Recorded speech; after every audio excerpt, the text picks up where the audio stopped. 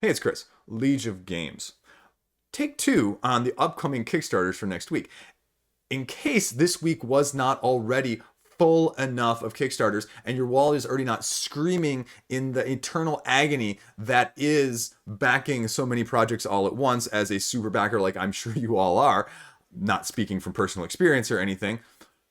Let's talk about what is coming on the horizon next week. And again, it is a massive week. Now, I don't know if a whole lot is going to catch my eye like it has this past week, but if last week's any indication, there's always a few surprises. There's always a few things that turn your head and kind of make you go, oh man, I did not realize that.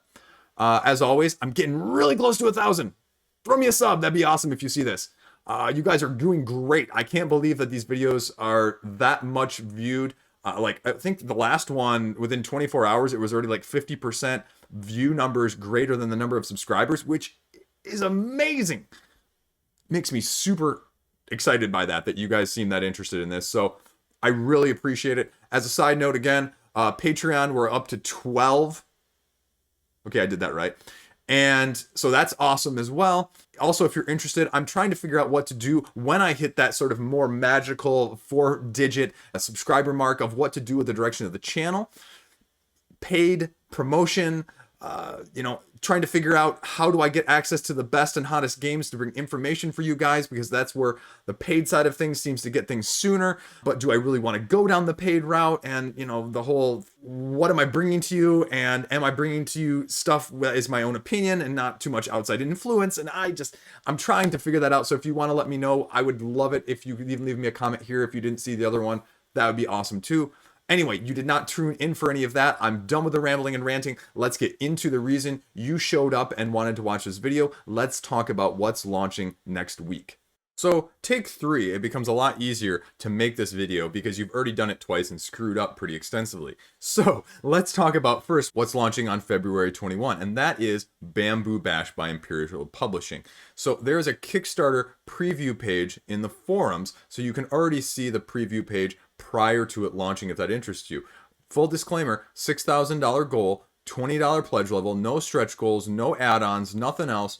300 backers are going to be needed to fund this. It looks like what it is a bamboo panda style retheme, reskin, redo of Jenga. If that appeals to you, if you have kids like I do that love to hit things and smack things, this might be of, significant appeal. However, if you also have kids like I do that like to hit and smack things in terms of games and blocks and toys, this may not be the game for you because it requires more of a delicate touch than my kids have when it comes to this sort of dexterity.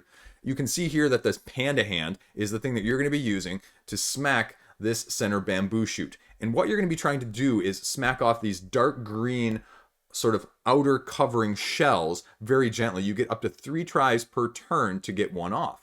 And they're each worth points. The more you have, the more points. Now, if you knock off one of the center green cores, negative points. However, if you knock off the panda, a lot more negative points. So that's essentially it. I think the game ends when something happens, like you get down to 2 cores or something along those lines. But that's it. It's straightforward. It's to the point. It's not super complicated. It's not super overhead. It is what it is. It's staying within its lane, and it seems like just a solid product. Does it need Kickstarter? I think you'd be better off at like a $15 pledge at retail. But it's interesting as a family child dexterity game that you can play together. A bonding experience, if you will. A nice beginner game. Will it fund? I don't know. Tune in to see what happens. Speaking of dexterity games, this is Cakes, which is launching on the 22nd. Now, what is Cakes? Now, if you remember Rhino Hero, if you've ever played Rhino Hero, a stacking game where you are trying to create the tallest skyscraper that you can, drawing cards and playing them on top as the level, and then adjusting those little paper cardboard cards in the right orientation to be able to put the next one on top. This is essentially the cake version of that, because as you can see here in the picture, when I blow it up, that these look exactly like that. Now, what do you have to do? And what are you trying to achieve? You are not just trying to achieve the tallest one. This is not one central tower like it is in Rhino Hero. This is everyone building their own.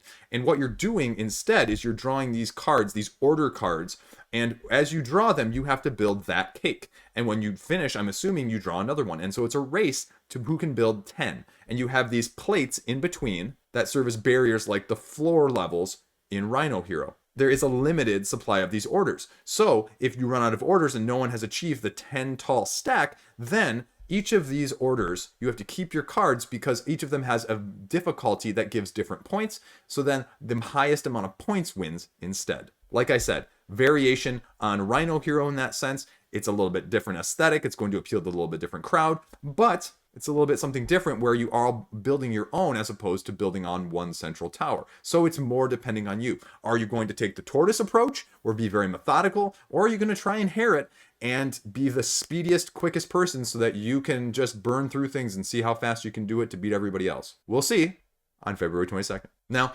here is also another one launching on February 22nd of a different variety. This is CULTivate. Now, I emphasize that because there is a very strong emphasis on the cult part of things, not like the typical cultivation when we think of growing things. You are going to be growing your followers and your cult as a cult leader here. And you are trying to amass the full amount of followers that you can the quickest, achieving your agenda the best, and potentially even sabotaging other people's cults from being able to do nearly as well.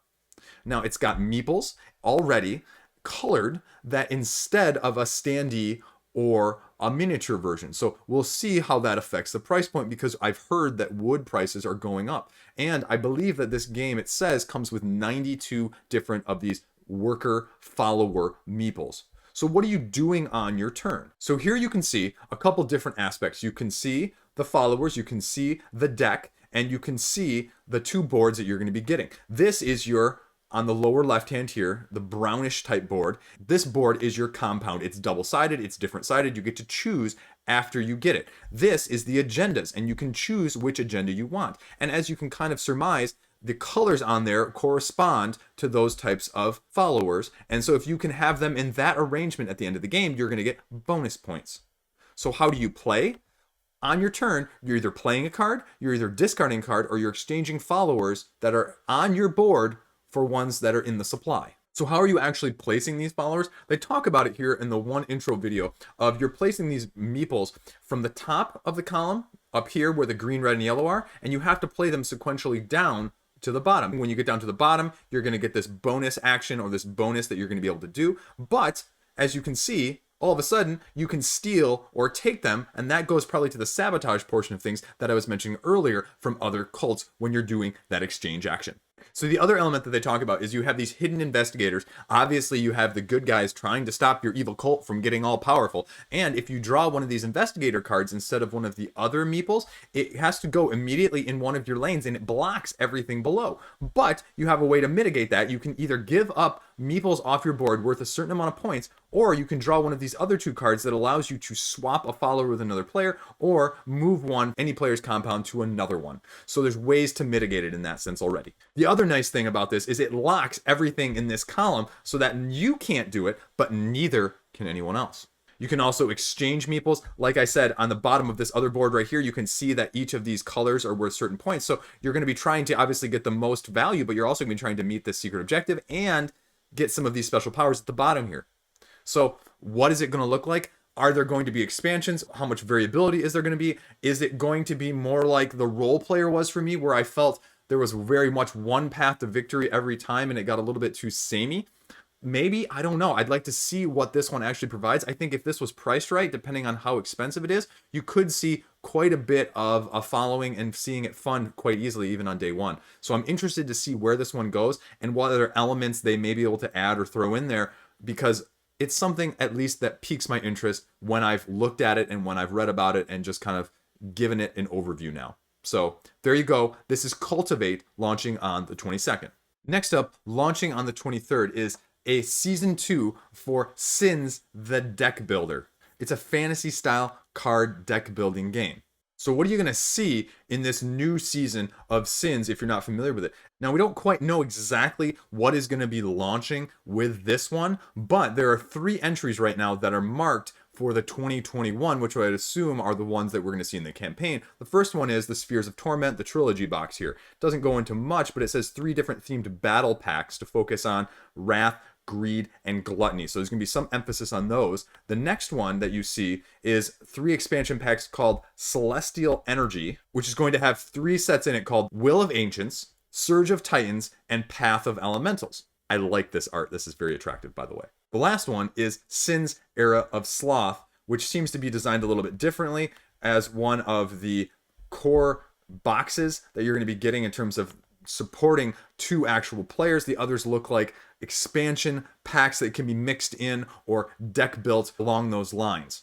Now, this is a little bit different take on what it appears to be sort of a deck builder, because what you're doing is you're just mixing in, sort of like enchanters, if you will, a couple sets of your choice, shuffling them all together, dealing out 10 cards to each person, being able to buy them in some manner to achieve what they call is dominance. And whoever gets 2 dominance ends up winning the game. What does that actually mean? How are you actually doing that? How are you actually buying it? How are you actually getting new cards? So let's talk about Sin Season 1 for a second so we can get a little bit more of a baseline. It funded back in December of 2019, so not quite a year and a half ago. And it looks like it raised about, and this is Danish krones down here, 45,000 US dollars. So actually, for a game I've never heard of, for a style that is very hard to get into, $45,000 is actually pretty decent. Price point looks very good. $19 US dollars for one of these 2-player decks, it looks like. And so there you go. You choose your own path filled with actions. Why are you going to do this? 10 minutes per player. Again, it's competitive. It's solo. You can play anywhere up to 6 people if you've got enough cards. The 3-box sets that came with the original. So what are you doing on the actual turns? It says you're playing a card to activate the actions, gain power, or give despair. When you have 7 despair, the game ends. So the description here is a little bit different than on the Board Game Geek page. Every turn, you can activate actions, gain power, or give despair. How are you actually playing this? You're going to play, discard, reveal, or destroy cards. Actions can disrupt your opponents, but you can also build combos. The power icons are here down at the bottom. Despair icons are also down here at the bottom. What you're doing here is you're drawing these cards from your draw pile and given to your opponent. So you're choosing to use your own cards to cause them despair. But to get power yourself, you're having to match these icons here. So there's a little bit of definitely the comboing there that you can see. Now, what is this going to add? Is this going to add complexity? I'd like to see, I don't see a whole lot of video here. I'd just like to see more information on this game. I think this is a different take on things. It's not for me, but I know a lot of people that really dig this type of thing. White Wizard Games has done a huge business on the Star Realm side of things and the fantasy one that I cannot remember the name of off the top of my head. But this type of thing really hits home with people. And if this is more of the thing that they did a good job with, it must be getting relatively well received. And the art is really nice, actually. It's a very high quality. Again, it's not terribly of my interest, but I appreciate it. So we'll see what ends up happening and how it ends up doing on launch, especially considering it's kind of launching in a very crowded time. But I could easily see this one funding. If you like that sort of one-on-one dueling with a different twist that appears to be a lot different than a lot of the stuff I've seen in regular basis, granted, I'm not as deep into the one-on-one duelers as I probably should be, it's at least worth looking at. So check it out when it launches on the 23rd. So I talked about this one previously, like a month and a half ago, maybe even. I talked about this one a couple weeks ago. This is Candy Wars. It finally got the firm launch date of February 23. So if this appeals at all to you, you should probably check it out.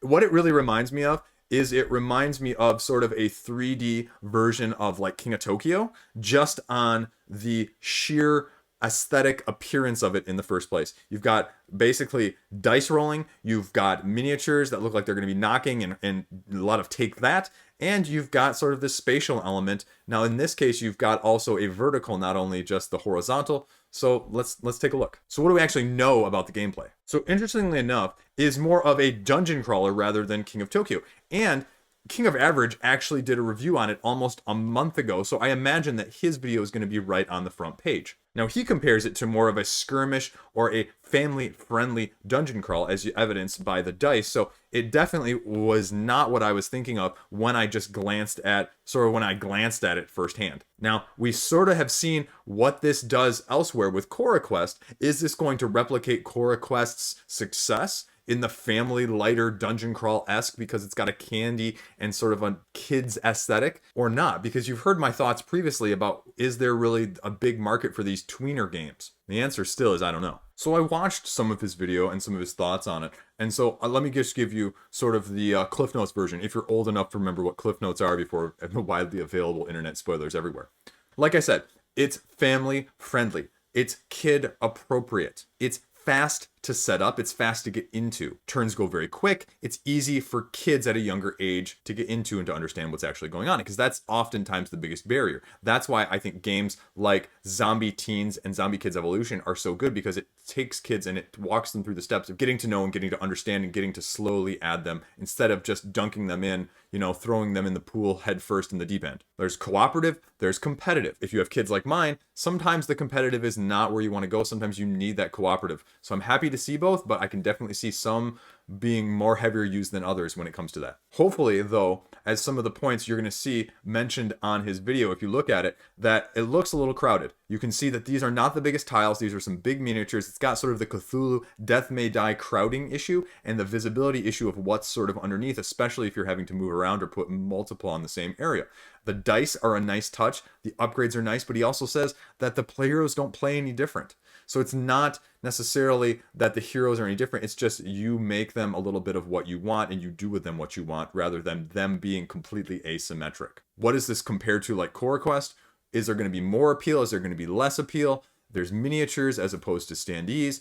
Where is the funding going to be on this? And is it going to have a big enough initial flux of people interested in this type of tweener game to get the interest? Again, the answer, like I mentioned earlier, is just I frankly don't know. And this is sort of a big tester in the market for that in between, just like Core Quest, just like Comfort Creatures were.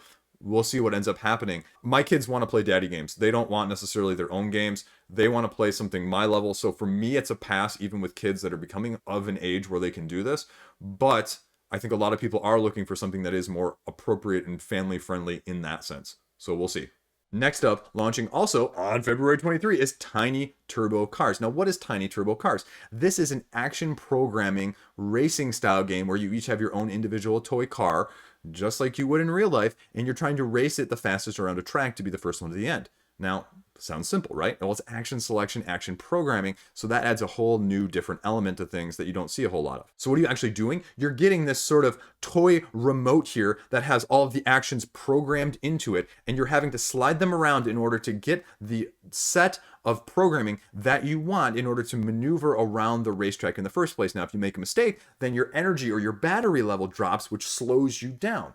But you have the ability to recharge your battery to get back in the race. You can see a little bit of the components here. You've got a little bit of the race that's sort of customizable, and you can sort of make your track as you will each time. You've got those components that I said. You've also got the special ability cards that each of the individual toy racer cars have. So there is going to be some take that just by based on the text that's sitting at the bottom of these cards, your ability to not only interact with the race itself and the board, but the other racers around you. So that's about it. That's about all we know. It's coming from Horrible Guild though, so it should be interesting to see what they can do with it, because other games that they have put out you're probably more familiar with: Potion Explosion, Railroad Inc., Dragon Castle, Steam Park, The King's Dilemma. So just with that pedigree, it's worth checking out. Now again, I'm not a big action selection person. My brain doesn't work that way. But knowing who it's coming from definitely probably changes my thoughts on whether or not and where it's going to sort of fall and land. The question is, how much are other people going to be able to be invested in this? And I have no idea with a combination of racing and action programming. I don't know how big of a market that is, even with this sort of pedigree. So we'll see when it launches. Next up, also launching on the 23rd, is Ragnarocks with an OCKS. This is being produced and published by Gray Fox Games, but it's from the designers of Santorini and Santorini, New York, as a 2-player area control style game. Do I have your attention with that description yet? Because I should, because you don't see many 2-player area control style games. Even the 3-player area control style games are difficult to manage. So it'll be interesting to see how this changes things so that you can be a little bit more proactive. Or is it going to be more of an abstract type game? Now it says here on the page that it's going to have a hexagon grid. So again, there's a little bit of a twist. You're going to be using your Viking clan to mark rune stones on the ground to claim those land pieces as your own. And just like Santorini, there's going to be sort of an advanced mode where you get a special power with the gods in the Greek pantheon in Santorini. But in this one, you're going to be getting from another realm. I'm assuming sort of the Norse mythology in that sense. And again, just like Santorini, it's relatively simple. You have a move phase and you have a summoning phase. The move phase, you move at any number of spaces in a straight line. During the summoning phase, you put down a runestone and place it anywhere along that path, following a straight line from where you moved. When you create an area that is surrounded only by yours, you basically capture that area. Most at the end wins. I would love to try out this game because it looks like more of an abstract thing. Santorini, I think, is a big hit or miss. I like it, but my wife is not a huge fan.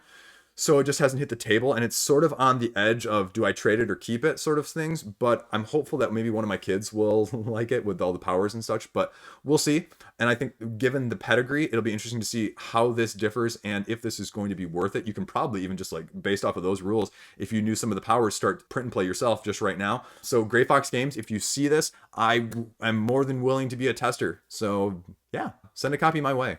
Do your hard work for you. I'm sure you have like a dozen other people already clamoring to get it anyway. So anyway, let's talk about the next one. Next up, in case you didn't realize, it's also launching on the 23rd. I wasn't kidding about the 23rd and the end of February being completely, utterly packed and full. This is Dawn on Titan. This is a 1 to 4 player asymmetric spacefaring game. You are the head of one of these large corporations fighting over resources, exploiting the moons, the stars, the other planets in order to have the most control. Build mines, grow spaceship fleets, explore, grow your company the fastest, and you're going to win. There is very little on Board Game Geek more than this. There's a 26-minute video that looks like a sort of a homebrew prototype, but apart from that, there's not a whole lot of information to go on. I like the aesthetic that's here, so we'll see what this actually looks like when it launches on the Kickstarter page to see if it's going to really attract more eyes than what is available right now on the page on Board Game Geek. Next up, also launching, obviously, on the 23rd, Business as Usual. Now, this is an interesting, it's 3 to 4 players as the player count, where you're bidding, auctioning, as well as area control. What are you doing? It has the island. It's ruled by elites, and you have corruption that has weakened the inhabitants' resolve to fight back against them. But you're trying to now take it back for the people on the island in the first place. Now in the bottom section here, they say 2 to 4, so it's interesting to see. I would hope it's at 2, but again, I think it speaks to that optimal count for area control. Now they also market this as a Euro game. So here you go. Cards. Here you go, more of the components. You can see the various factions in this picture, and you can see a little bit of the map. It looks like some sort of, track going around the outside. So again, there's not much information on this one. It talks about all of the things that you can be doing in this game. Obviously trying to gain money, you're trying to upgrade your businesses, trying to purchase influence, outbid your neighbors, vote and rig elections, as well as complete hidden objectives or just regular objectives. There is absolutely no information in the forums or the videos, so I can't speak much more to that. So we'll see what it actually looks like. Besides what we have out here as just a prototype of who's going to have played this and what it's actually going to entail and how your turns are actually going to be differing and variable compared to the other Euro area style control games that are out there in the first place. And that's a tough market, to be honest. So next up is something that's already popping up all over social media. It doesn't really need any further announcement. It is the latest expansion from Root, the Marauder expansion that is supposedly going to add more of a definitive 2-player element to the game in the first place, because that has always been one of the bigger criticisms. Is it's hard to play a game like this without a dummy to be of at least a 3rd or a 4th player, and the asymmetry that is there requires such a depth of intricate knowledge of not only your own faction but other people's factions that the balance with 2 people is incredibly difficult. But it sounds like they are appealing more to those people that are more interested at the lower player counts. So they're introducing 2 new factions here, Lord of the Hundreds as well as the Keepers. And Lords of the Hundreds is basically your Marauder King Chaos trying to just conquest, light stuff on fire, burn stuff down, and conquer that way. The Keepers are keepers of these lost relics, trying to gather them from an ancient civilization, form alliances, and, trying to go deeper into enemy territories in order to find those relics in other areas. They also offer what they call a new faction element of conflict as the hirelings, so that you can have new power combinations and more chess-like tension to a lower player count. Now, again, this is already popping up all over social media. There's a couple videos out there. I'm not going to cover this. Root is too well extensively covered. If you don't know Root right now, go check out one of the videos on Board Game Geek that tells you how to play, that looks into it, because it is a war game disguised as a children's game in the art sense. And so a lot of people, especially with the first and second Kickstarters, got it thinking it was going to be something different than it was and ended up selling it. Me, I was kind of one of those people. I was more along the lines of, gosh, I hope I can get this to the table. And I knew what it was, and I loved it for what it was, but I just can't get a game like that to the table. When we play such a rotating cast of characters in terms of who is at my game night in the past, but also with the amount of games that we sort of flux through because we like to play different things quite often. So from that side of things, the 2-player definitely has a much larger appeal to me. But again, main 2-player person would be my wife at this point, and I don't think this is her type of game. She likes other things. She does not like having to know my deck as well as her deck. She likes to focus on her own thing and have less interaction. as opposed to me, who's like, okay, I know what you can do. I'm thinking 3 steps ahead over here, and I'm thinking, what are you going to do to counteract what he's going to do so I can counteract both?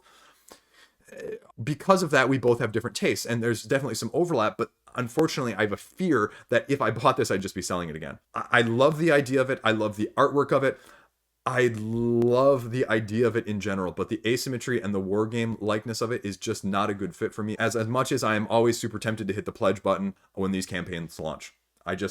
I can't do it. So thankfully, I think I'm going to be able to pass on this as much as I would like to pick it up. And usually it will be a discount during the Kickstarter campaign. They don't usually offer any exclusives except for maybe 1 or 2 deluxeifications like coins.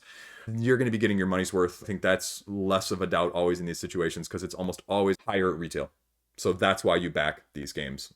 Next up is Finding Anastasia from Goodnight Games. Also, again, launching on the 23rd. Finding Anastasia is a game that takes a look more at the Russian monarchy. Now, I don't necessarily get that impression here on this element of things, but the inclusion of the Kremlin definitely lends it more to that side of things. And so what you're doing is you're believing that the Tsar's favorite daughter, Anastasia, was survived and it's been hiding. And so the Empress has heard the rumors and she wants to find her and basically get rid of her so that, no one has a more legitimate claim to the throne than her. One person is the Empress, everyone else is the guests. It sort of takes it and sort of makes it into a little bit of a 1v all, but also a 1v1v1v1v1v1v1 type game, in the sense that you're going to be answering questions, asking questions, marking the responses in a center board, and using more of deduction and social deduction type of game to figure out who is Anastasia so that you can win.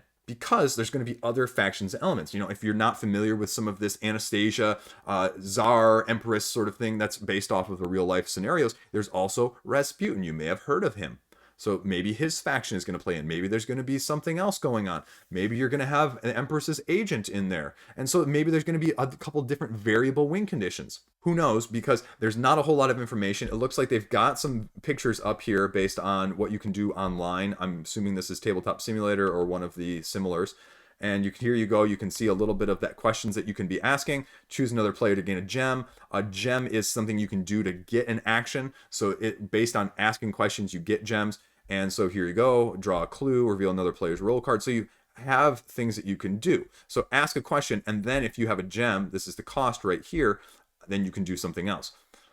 I don't know.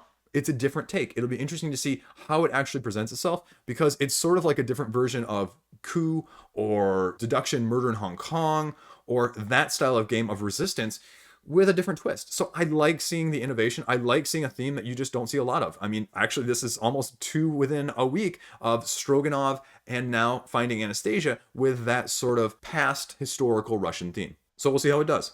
Next up is also, again, 23rd. Magic number. It must be for a lot of people. This is Chamber of Wonders from Ludus Magnus Studios. Now, you may have known them from some of their other previous games, including Black Rose Wars, Dungeonology, Sin Tempore, and Nova Aetas. They make a good product. The aesthetic is beautiful of it. It's just some of the other issues like charging extra shipping, just not having some of the quality control issues slowly sorted out. But, the games they make themselves are less in question. It's just some of the other logistical stuff all tied in sometimes. So what is Chamber of Wonders? Chamber of Wonders is going back again historically to the 19th century London, where especially back in the day, this actually I think was really what people did sometimes, is you have these exotic treasures and artifacts and things just unusually and weird, and you would have people come over and ooh and ah them trying to impress your guests as a member of the elite society. So what are you going to be doing? You're going to be going, bidding, trying to collect auction items for your own collections, and it's going to be a little bit of set collection as well, trying to get the best set of weird and oddities that you can compared to your other fellow collectors. I'm actually intrigued by this. Now, I know I have not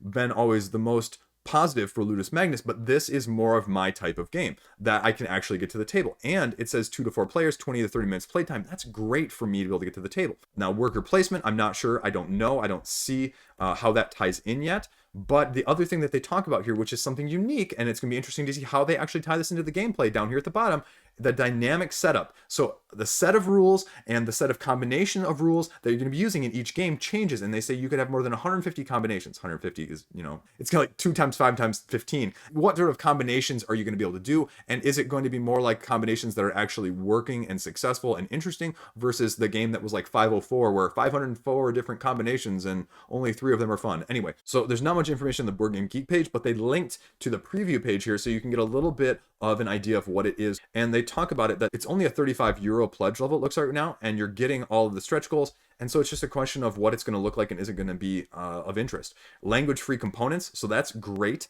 I think a lot of the translation issues and interpretation issues that they've had in the past, that eliminates them. And, making it simple. You're getting your agents, printed meeples, contact cards, wonder cards, tokens, the areas that you saw in the picture, the displays that I saw, and then the game board. So what are you doing? Here you go. There's mini games within it. You got your wonders that you're trying to, set up and collect. And you've got the fame points that you're going to be getting are basically, the way of the end game scoring. There's a little bit of a rule book here. I have not looked at that, so I'll be definitely looking at that when launch comes. And they've got it on Tabletop Simulator. To entice people to back it looks like they're going to have stretch goals, 2 different types, improve the contents of the box, and second, to add exclusive material. So again, hopefully it's just balanced. And I don't think with this it's going to be much of a balance issue if you're just adding 1 or 2 cards each time. Looks like they're going to be having an interaction with the stretch goals in terms of somehow an auction. And there you go.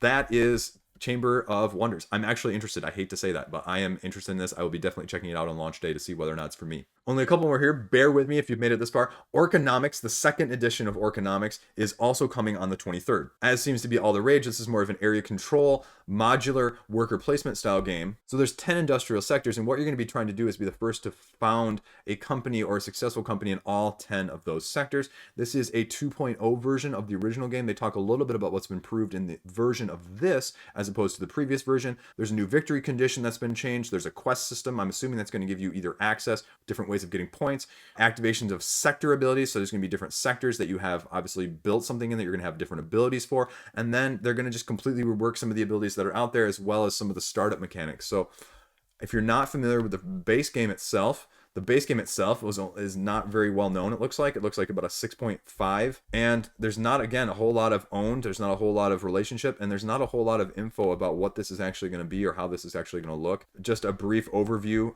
right here, and that's about it.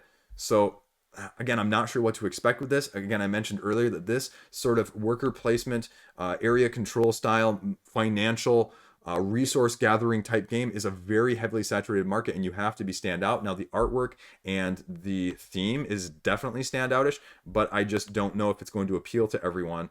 And I mean, the aesthetic is very nice, but this is not my style of game. This is outside of my depth or my comfort or my interests personally, but it's going up against a lot of other heavy hitters in the month of February. And will it be able to stand up and hold up? I don't know, but we'll see. So we have launching one later in the week. We're finally off of the 23rd here for a second, is on February 25. This is Skyline Express. This is the first flying train, and you are trying to manage the passengers and the placement of passengers through set collection and paying attention to the preferences of the passengers in the first place in terms of what their needs are, what their bonuses are, and how they're going to be able to interact with other passengers. And so you're going to have pattern building, tile placement, action selection. They compare it straight to the fact that there are several other heavy hitters within this genre of Azul, Sagrada, and Reef. They're saying if you like those, you'll like this. So that's pretty hefty comparison, especially from This Troy Games, which only has a few others, Micro City, A4 Quest, and Page Quest under their belt. So those are some heavy hitters to compare it to. So you can see a little bit here about you're managing these passengers over here. It looks like they're going to be divided into compartments up here. So just a little bit of the aesthetic view of things. It looks like this is the online picture based on what you can see sort of in a bigger view there with more carriage cars, more waiting areas. I'm assuming this is some sort of sorting or bonus here. So it looks like they say you can earn points in 3 different ways: by goals, by what you're going to be doing for the passengers, as well as having VIP passengers. Because, why aren't there VIP passengers on the first flying train? You pick a passenger, you put them in their carriage, and then you can use 1 additional action slot or 1 additional service card on your turn. 6 types of passengers that you get to see here. with all the 6 different colors representing them. And the rounds end when all of the passengers that are waiting have been successfully placed. Then you tally up your scores, and then you get a new one based on the ones that are in the waiting room. It ends after 3 rounds. How is it actually going to play? I don't know. There is a little bit of information out there, including a brief overview, a preview, and a how to play. So it should be interesting to see how this compares, because again, this is the type of game that is more of a broader appeal. And if you're going to compare it to those games, you better have the gumption and the oomph to back it up. And hopefully it will, because those are very solid games at a retail level. It's just whether or not this is going to be in the same genre. Is it going to be unique enough? Is it going to be different enough to stand out or not? Skyline Express. So in case you did not hear the news, just announced is the latest Scott Alms games from Gamelin Games, the latest of the Tiny Epic series. Everyone was sort of wondering what it was going to be. It is Tiny Epic Dungeons. And so that is exactly what it just sounds like. It is the Tiny Epic series with a dungeon crawl. I'll flat out say right at the beginning, I am not a big fan of these Tiny Epic series. They just don't do anything for me. It's sort of halvesies. It sort of straddles the fence for me. It's not quite a really good small box game for me. And it doesn't quite encapsulate everything I want in some of the big box versions. And so I don't feel like it captures the epicness for me. But this is going to raise a ton of money. This is going to get, $600,000, $700,000, $800,000 probably, especially with the dungeon crawl being a massively popular thing in general. It sounds like it's actually going to have miniatures. I don't know how that's going to work, but it's going to be their take on the dungeon crawl, so it'll be interesting to see what uniqueness it has. They say that right now it's going to come over 2 acts, the dungeon act and the boss act, and the big difference is going to be the boss. It seems like you're not going to be able to actually wound the boss. You're going to have to lure the boss into special areas like chambers where you can weaken him and then attack him and hurt him or her or it. All of the bosses have different advantages and disadvantages, strengths and weaknesses, depending on where they're at in the dungeon or what skills you're using as the heroes. You know that with the Tiny Epics, you're going to get a ton of Kickstarter exclusive stretch goals, so the value is less of the issue. It's just, with some of the other ones, I think like Tiny Epic Tactics, it wasn't terribly balanced and it seemed a lot of sameness. And that's the general problem with dungeon crawls in the general is how many paladins do you need? How many berserkers do you need? How many slightly variant wizards do you need? I don't need 6 different wizards that are only slightly variable. Give me a little less. Again, this is probably one I would worry about bloat with. It's good value, like some of the Simons, but there's a massive concern about bloat in general. You're going to be looking and looting as well with equipment that it looks like it's going to be sets, the bear, lion, panther, and phoenix. So you can discover these and grow more powerful. You can level up. So, the question just is, how much is it going to be? The base pledges are usually like 25 to 35 bucks for these, but you get like the expansion, then you're up to 50, and then they throw in 3 or 4 add-ons, and then you're up to like 90 bucks for a Tiny Epic game. So I don't know. I have mixed feelings about this. I'm definitely a big fan of the dungeon crawl in general, but will this be a worthwhile experience? I don't know. I'll definitely be checking out. A lot of eyes are going to be on it. It's going to raise a lot of money. But so far in the past, my personal experience and my personal taste just doesn't really line up with them, but that's okay. There's something out there for everybody, right? Next up, I previewed this a little bit, I think last month, is Wutaki. Also going back to the 23rd, like everybody else. It is launching, and it is a little bit of a different take on the worker placement style game. They describe this as a middleweight worker placement style game. You're going to be having control over one of the elemental powers, and they describe it as a very cutthroat, which in my terms, I'm not sure if that means very interactive or if it's like Food Chain Magnate sort of cutthroat where if you don't get what you need to get, you're kind of a little bit SOL. And so there's maybe more limited placement and you're going to be more cutthroat that way. So I'm not sure if there's going to be too much take that because a lot of the heavy worker placement games do not like that or do not like the ability to directly influence what other people are going to do in that way. So we'll kind of see. There are more than a couple overviews on Board Game Geek already. There's actually a lot more videos than I was actually expecting to find. It is a German-based publisher, so a lot of these are in German. There is only 2 English ones. One is a playthrough that's 3 hours long, and the other is a 30-minute rules and overview. So if you're really interested in finding out more information before it launches, especially if you are heavier into the Euro games, this has definitely got a unique theme. It's definitely got a unique take on things, and this 30-minute rules and overview thing is probably relatively reasonable when you skip over the fluff at the beginning and the end. You do 1.5 speed, and you end up with like a 20-minute video, which something let's be honest, you can easily handle. The other side of things, I think this is where the unique aspect is that you have an elder that, like I mentioned, wields power over an elemental tower. So each one has their own different element, which I'm assuming is going to have some asymmetric abilities in terms of interacting, resource gathering. The other thing is you are sending out workers to collect resources, and it's not clear. It says to be sacrificed later, fulfilling powerful pacts. Are you sacrificing the resources? Are you sacrificing the people? Because if you look at the picture, it looks like you're sacrificing maybe the people to the god of the volcano. So I wonder about that a little bit, and I feel like it's maybe supposed to be the workers, which, if that is the case, that is another interesting element here. Here are some of those omen cards that you're going to be able to use during the game, and then you get a little bit of a closer look up of what an individual player board looks like as well. You get 4 workers to start off with and 6 upgrade tokens that you can use. So you can see it a little bit in more of a live action with the workers being placed on the board. As I said, I think this is a very unique concept. I think they definitely have the difference that you're looking for in terms of Euro games compared to the other things that are out there. But I just don't know, as a non-Euro person, whether or not this gameplay is going to hold up. So when the rulebook gets released, you'll have a little bit of a better chance to look at it from that standpoint. So one last one here, hopefully, is Roman Roll, the expansion Gladiators. Now, if you're not familiar with Roman Roll, it was a 2020 release from PSC Games. Now, the difference with this Roman Roll versus the other roll and writes that are out there is that this is a much heavier roll and write. And they say that straight from the get-go. They market it as the Euro game of roll and writes, if you will. Take that for what you will. For me personally, when I'm looking for a roll and write, I'm not looking for something super complex that's going to be a lot going on. And that is where they stress that this game is in the first place. It's a heavy game. You're going to have one of 7 classes. You're going to have all of these things you can do.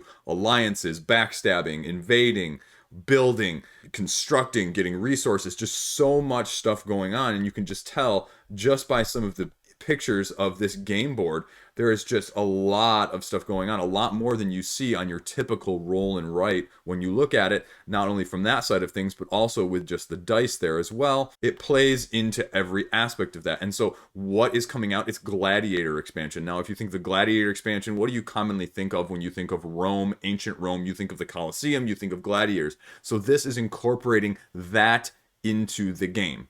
So in case it didn't have enough to begin with, well, now it does. You're getting the new Colosseum sideboard, you're getting gladiators, you're getting a foreman, you're getting the ability to do more with what you have, but also more in general. New advisors, new blueprints, new bonus cards. You also get a 5th asymmetric class, a retired gladiator, as a new type of character class to play. Again, probably too heavy for my interest, especially for what I'm looking for with a roll and write, but I know there's going to be interested parties because there definitely is some overlap in terms of the Euro style and some of the roll and writes nowadays, at least from what I've seen online. Check it out. It's launching, actually, going backwards here a little bit, February 22, because they're a little out of order today. Whew. That is a lot of games. Now, I'll start something new here at the end of this video. My picks of this past week of the ones that have just launched and that I'm interested in. A couple surprises that I am not necessarily firm on, but the ones that have caught my interest and that I'm most likely to highly consider keeping my pledge on. The design shogi. I really want to learn how to play shogi, and I think this is the best chance for me to be able to do that, so that is one of my picks. Also, another one of my picks, obviously, if you watched the video from yesterday, Block and Key. Big abstract person, Block and Key hits that for me. It's priced pretty decently, so it's going to be real hard for me not to keep that one. And the last one actually is Theros, which is sort of falling in between the weeks of coverage, so I'll cover it next week on the launching ones. And it's a dice bag builder from Spielworks. So I have to read the rulebook through still on that one to figure out if it's actually going to be for me. And it's priced probably more than I'd like to spend, but if the gameplay is there, it's going to be one that's going to be up for high consideration as well. So those are my biggest 3 surprises as well, because I bet most of you didn't think I was going to pick those. So especially among all the other contenders of the 6-digit funders that launched this past week. So hey, I'm okay with it. My wallet is too. So anyway, let me know what you're most excited about. I think I caught mostly everything under the sun. I hope so. If there's others, whew, it's going to be even a fuller next week than I thought in the first place. As always, I appreciate the views. Let me know what you think down below. Be tuned in if you want to see. I've got a couple of surprise videos coming out over the next couple of days relating to a couple of these games that have launched over the past 2 weeks. So if you want some spoilers and my thoughts about things like Bloodstone and Zombie Sign, for example, check me out. Okay, that's it. As always, stay classy. Thanks for watching.